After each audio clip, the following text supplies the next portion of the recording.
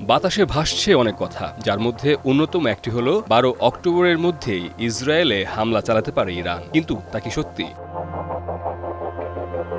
Iran কি এবার ইসরায়েলে আক্রমণ চালিয়ে বিশ্বকে চমকে দেবে? কারণ ইসরায়েলের সাবেক প্রতিরক্ষামন্ত্রী আভিগডর লিবারম্যান জানিয়েছেন যে কোনো সময় ইসরায়েলে আকস্মিক হামলা চালাতে পারে ইরান। কিন্তু কিভাবে? এবারের যুদ্ধে কোন অস্ত্র ব্যবহার করবে ইরান? যদিও ইরানের সামরিক সক্ষমতা নিয়ে প্রশ্নের সুযোগ কম, তবুও ইরানি হামলা প্রসঙ্গে কিছুটা অবজ্ঞায় রয়েছে ইসরায়েলের প্রতিরক্ষা বাহিনী IDF এর মাঝে। এই সুযোগকে কি কাজে লাগাতে পারবে তেহরান?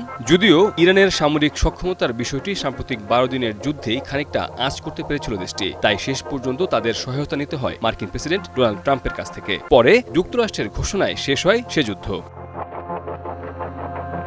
তবে যুদ্ধের অবসান হলেও ইরানের বিরুদ্ধে ষড়যন্ত্র থামেনি পশ্চিমাদের। ইসরায়েলের বেইতুন দলের প্রধান এবং দেশটির সাবেক প্রতিরক্ষামন্ত্রী লিবারম্যান IDF-কে সতর্ক করে বলেন, ইরানিরা কঠোর পরিশ্রম করছে, প্রতিদিন তারা প্রতিরক্ষা ও সামরিক দক্ষতা বাড়িয়ে চলেছে, তারা পারমাণবিক স্থাপনায় আবারও কাজে ফিরেছে। লিবারম্যান স্পষ্ট জানিয়েছেন, যদি কেউ মনে করে যে ইরানের সাথে আমাদের সংঘাত শেষ হয়েছে, তবে তারা বোকার রাজ্যে বাস করছে, তারা বিভ্রান্তিতে রয়েছে। মনে হচ্ছে ইরানিরা এবার আমাদের অবাক করে দেবে। সম্প্রতি এক প্রতিবেদনে বিষয়টি নিশ্চিত করেছে ইসরায়েলের সংবাদ মাধ্যম টাইমস অফ ইসরায়েল।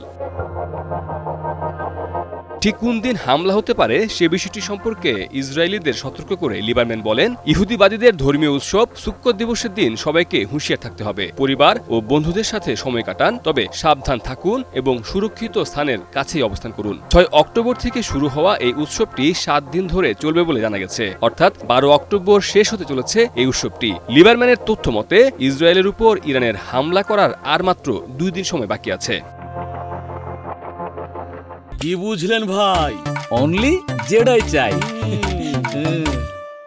যদিও লিবারম্যানের এমন শঙ্কার বিষয়টি উড়িয়ে দিয়েছে ইসরায়েলের প্রতিরক্ষা বাহিনী IDF। এক বিবৃতিতে বাহিনীটি জানিয়েছে, লিবারম্যান বাস্তবতা ও বিচ্ছিন্ন মনোভাব থেকেই এমন শঙ্কার কথা জানিয়েছেন।